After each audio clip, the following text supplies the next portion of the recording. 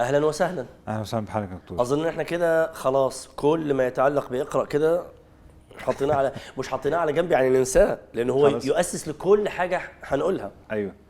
هو واحنا بنتكلم عن الوجود، انا ما كنتش متوقع بصراحه ان هيطلع تحت هيفتح لنا كل البوابات كل الابواب دي.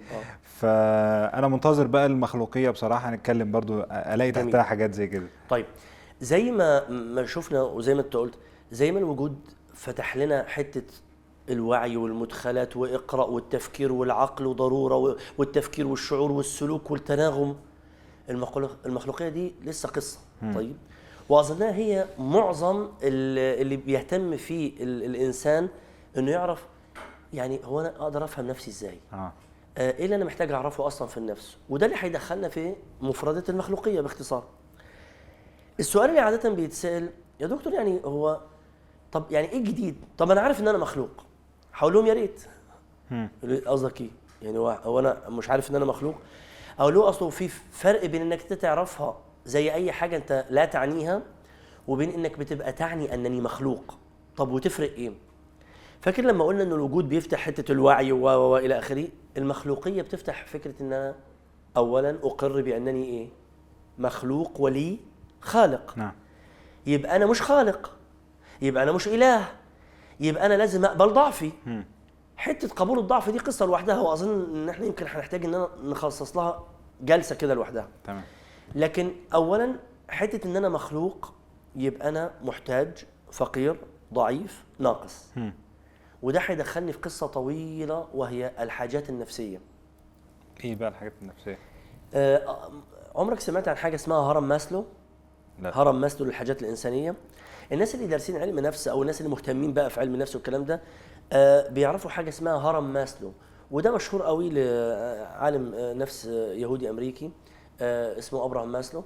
بيتكلم على انه انت في اسفل الهرم بتبقى بس عايز تاكل وتشرب وتتنفس ومش عارف ايه، تطلع شويه عايز تامن، تطلع شويه علاقات اسريه وجنس وعاطفه وجواز ومش عارف ايه، تطلع شويه عايز تحقق ذاتك، تطلع لغايه ما يبقى ما يعرف بالسيلف اكتواليزيشن، الغايه العظمى. الكلام ده طبعا يعني هو مقبول الى حد كبير وفي عليه نقد، لكن احنا لما قسمنا النفس الى روح وجسد قلنا من احدى فوائد تقسيمها انه نعرف كل عنصر من دول ايه اللي نقول عليه. ايوه. نيجي نقول بقى بناء على ان انا اعرف ان انا مخلوق تلقائيا كمخلوق، انا مش كامل مش مطلق. يبقى انا ناقص، والناقص ده محتاج ايه؟ يكمل. نعم. فهو محتاج انه من كلمه محتاج يبقى عنده حاجات. طيب، ما هي حاجات الجسد؟ حاجات الجسد هي ايه؟ الطعام. ناخدها كده من الصفر. الهواء. تمام. الغذاء. تمام. التخلص من الفضلات. صحيح. الامن والستر والغطاء والدفء. بس ممكن نزود عليها الجنس، لانهم بيعتبروا الجنس حاجه، يعني الجنس حاجه جسديه، يعني الانسان يصل الى مرحله ان الجسد يحتاج الجنس. انا ما بتكلمش على العاطفه. انا مش بتكلم على حد بيبقى عايز يحب ويتحب، لا. ولذلك في هرم ماسلو بيحط الجنس تحت. طيب، وحتى عندنا في التاريخ الاسلامي وجاء فلان الى الشيخ الفلاني وكان يشتكي الشبق اللي هو ايه؟ شده العاطفه، او عذرا شده الجنس. طيب، لو لاحظت انا تعمدت ان انا اقول لك حاجات الجسد هي ايه عشان نعرف انها حاجات بسيطه. احنا بقى انشغلنا بها وبقى عندنا توقعات ورفع سقف للحاجات دي لدرجه ان احنا اهملنا حاجات الايه؟ الروح. حاجات الروح بقى هي ايه؟ الشعور بالامن وما يؤدي له، وبالتالي فاكر لما قلنا المجهول يؤدي الى الخوف؟ ايوه. يبقى انا محتاج علم. فمن حاجات الروح العلم، من حاجات الروح الحريه. الانسان يتوق الى الحريه، وبالتالي هو يحتاج العلم ويحتاج الحريه. يحتاج الشعور بالانا، يتشاور عليه ويمدح ويثنى عليه. دي حاجه كويسه، دي حاجه روحيه، دي حاجه روحيه. طيب، طبعا خد بالك لما بنقول حاجات جسديه او روحيه، الدين بقى يجي يهذبها. عشان ما اصله مش انت قلت يا دكتور انه الغذاء حاجه جسديه، اروح ابرطع بقى واكل على لا لازم تهذب الحاجه دي. مش انت قلت يا دكتور انه الحاجه روحيه ان اشعر بالانا واشعر بذاتي؟ نعم، دي حاجه روحيه. بس الدين يجي يقول لك تهذيب العجب والغرور والكبر أيوه. والتواضع والكلام ده. طيب نيجي لحد حاجة مهمة جدا في الروح، وهي حاجة الأنس، ودي هنخش فيها على حتة أنا والآخر. من حاجات الروح أن أأنس ويؤنس بي، ولهذا سمي الإنسان إنسانا من مادة أنسة. طيب إن أنا أأنس بيك وأنت تأنس بي، بس المشكلة دي لو ما ذبتش هأستعبد لك وأنت ستستعبد لي. أي حاجة لو خرجت عن حدود التهذيب ممكن يعني توديني في داهية باختصار. يعني الإنسان يبقى ودود لكن بحدود برضه، ما يبقاش. ده هنتكلم فيه إن شاء الله في أنا والآخر. طيب بعد كده نأتي إلى حاجة مهمة جدا، وهي حاجة الإنسان إلى التأله. التأله يكون له إله يعني. أن يكون بالضبط، أن يتوق إلى ما هو أعلى منها. طيب ومن هنا جت مادة أله الله. طيب ودي حاجة جميلة بالمناسبة. هي كلمة أله في اللغة جاية منين؟ العرب عندهم أله الفصيل. أله الفصيل يعني إيه؟ ابن الناقة لما يفصل عنها يروح مطلع صوت أنه يتوق إلى والدته، فبيقولوا أله. ومن هنا جت كلمة التأله، أي أنني أأله إلى الله، أقصده، مشتاق. أبقى مشتاق إليه بالضبط. طيب دي هي الحاجات الروحية. يبقى في عندنا حاجات جسدية وحاجات روحية لأننا مخلوقات. طيب الحاجات دي هل ربنا سابها من غير ما يديني اللي يلبيها؟ لا، ما فيش حاجة إلا وهنالك في المخلوق ما يلبيه. الغذاء موجود، الهواء موجود، معظم حاجات الجسد موجودة. طبعا مما فعله الطواغيت بالنفوس للأسف أنهم غلوا حاجات الجسد علشان الإنسان ينشغل بها. بقيت علشان تأمن بس سقف كده تأوي إليه أنت وأسرتك مئات الآلاف. طيب في حين الحرام متوفر ومش عارف إنما إنك تعف نفسك وتاكل لقمة حلال ومش عارف إيه بقى سقفها عالي جدا. طيب يعني دي قصة تانية مش عايز أخش فيها. إنما يبقى في حاجات جسدية وحاجات روحية. فهمت؟ تمام. لما اتكلمنا على ان الروح اهم من الجسد، يبقى لازم العلم نهتم به اكتر. لذلك لا عجب انك تعرف انه العلماء كان احدهم ممكن يقضي اليوم كامل بلقمة بسيطة. ليه؟ الجسد يقوم، انما حاجة الروح هي الاهم. تسمع انه الاسرى في سجون الاحتلال اضربوا عن الطعام. الحاجة الروحية اهم. يا ابني ما تاكل، دي حاجة جسدية. الحاجة الروحية اهم. الحرية. طيب في رمضان المبدأ في رمضان مثلا أنت تمسك عن طعام عشان إيه؟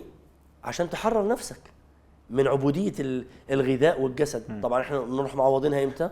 أول لما نفطر، من الفطار لحد صلاة الفجر لحد الإمساك. طيب فبقى في عندنا حاجات جسدية وحاجات روحية. الكلام ده هيقودني إلى حاجة مهمة جدا، وهي طب الحاجة دي إيه علاقتها بالصحة النفسية؟ طيب كان باين عندك سؤال؟ ايوه انا كنت عايز اسال السؤال اللي حضرتك قلت عليه دلوقتي. لما انا اعرف ان انا ضعيف مخلوق وضعيف، نعم. طب ده ما يدينيش ايحاءات سلبيه ان انا ضعيف فاشل وضعيف؟ أيوة مثلا. جميل. هنرجع تاني من غير ما تقصد، رجعتني على نقد التنميه البشريه. انت عظيم، انا اثق بنفسي، انا استطيع ان افعل مش عارف ايه. لا يا حبيبي، اقبل ضعفك واقبل فكرة انك انت مخلوق ضعيف وانك لست الها. لانه الحتة دي لو عرفت يعني انك تطبقها، وانك انت انسان ضعيف تسعى الى الكمال ولكن قد لا تحصل عليه، وقد تحصل في جانب من الجوانب بشيء من الكمال، وفي جوانب تانية تقبل انك انت تبقى ضعيف ومش عارف تحصل على الكمال المطلق اللي انت عايزه. فيبقى هل حاجة سلبية ان انا اعرف ان انا ضعيف؟ لا، بس ده هيدخلني في قصة مهمة اليومين دول. بعض شبابنا بيلحدوا لأنهم عاوزين يبقوا أنداد لله. بقت بتتقال بكل بساطة، هو ليه ما استأذنيش لما خلقني؟ نعم. طب وهيستأذنك إمتى؟ ما أعرفش. ما أعرفش. أنت عارف هو دخل نفسه في معمعة اللي هي إيه؟ يخلقني فيستأذنني عشان يخلقني تاني. طب ما هو خلقك اولاني. طب يعني طب افرض لما خلقك اول مره، هو انت ليه ما استاذنتنيش انك تخلقني عشان تستاذني؟ مش هنخلص. المشكله الكبيره في ان البعض لا يقبل ان يسلم نفسه كمخلوق لله، فيقعد بقى وليه حرم مش عارف ايه، وليه يا حبيبي سلم تسلم. سلم تسلم. انت مجرد ان تسلم، لانك في الاخر اذا لم تسلم لله بحاجه التاله ستسلم نفسك لغيره. كان في نشيده كده واحنا صغيرين بيقول: كل من قد شذ عن دين الاله في ظلام دامس طول الحياه يطلب الامن على درب المتاه، كلما سار بعيدا في سراه عاد مفتونا بتأليه سواه. الله. يروح امريكا يرجع: انا الحدت، ها حررت نفسك؟ ايه بقى؟ بقيت مستعبد لامريكا. ما هو مش هيخرج منها، هو هيبقى مستعبد لحاجه. يستعبد لللايك، للسبسكرايب، للشير، للبوستات، للشهاده الاكاديميه، للاضواء، للتلفزيون، للمش عارف المشاهدات، انت مستعبد في الاخر. فطالما انت مستعبد ومستعبد، ما تبقى مستعبد لمن يستحق العبوديه دي. طيب صحيح. لمن يستحق. اصلك انت مهما خرجت في الاخر هيفضل دايما حد فوقيك وهو الله سبحانه وتعالى. ولذلك هنا لما نسال ايه تعريف الحريه، اقول لهم تعريف الحريه هي ان تكون عبدا لله. ازاي؟ اصلك لو كنت عبد لاي حد تاني انت تحت، انما عندما تكون عبدا لله، انا بعرفها كده: الحريه عبادة الله فوق ما سواه. وأنا بتعمد كلمة فوق ما سواه، لأنك لما تعبد ربنا أنت تلقائيا فوق الهوى وفوق الشهوة وفوق الناس وفوق الزوجة وفوق الأبناء وفوق البابا وبابا وماما وفوق مش عارف إيه وفوق الأضواء وفوق إرضاء الآخرين. أنت عبد لله فقط. دي هي الحرية الحقيقية. وبالتالي فكرة إن أنا، طب مش ده معناه إن أنا ضعيف؟ ما أنت ضعيف، اقبل ضعفك. ده من كمالك نقصك. طب نقدر نقول لا خلينا اقف عند دي. من كمالك انك ناقص. ازاي؟ لانك لما تبقى ناقص وتسعى بمجاهده ان تكمل هذا النقص، ده قمه انسانيتك. انما لما تبقى عايز تبقى ملك، ايه الجديد؟